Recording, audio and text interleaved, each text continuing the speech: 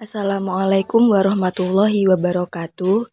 Kami dari kelompok 9 kelas A akan mempresentasikan tentang teknik dan metode pemecahan problematika perkembangan peserta didik yang beranggotakan Ana M. Maufiroh, Dian Fathur Rohmah, dan Irza Fadilatur Rohmah. Table of Contents. Untuk yang pertama, problematika. Yang kedua, pemecah masalah perkembangan peserta didik. Yang ketiga, teknik dan metode pemecah masalah perkembangan peserta didik. Dan yang terakhir, strategi.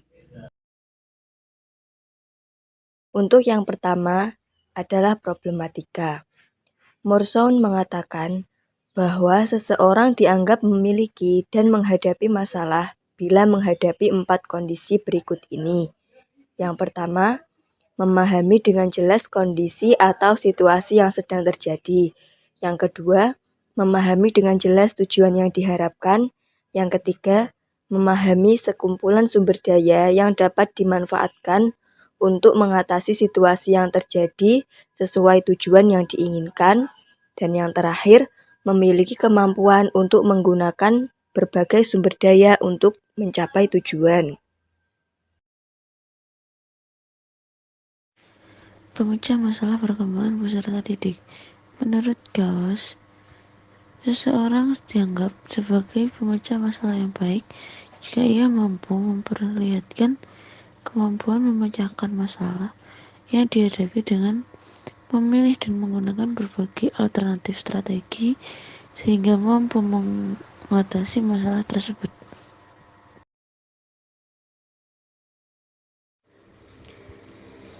Menurut Knulik dan Lutnick, ada 5 tahapan pemecahan masalah. Yang pertama, read and think, membaca dan berpikir.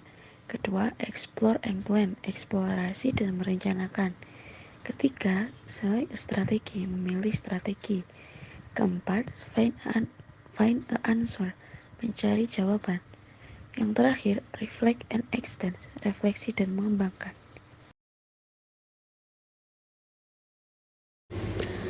Selanjutnya, teknik dan metode pemecah masalah perkembangan peserta didik.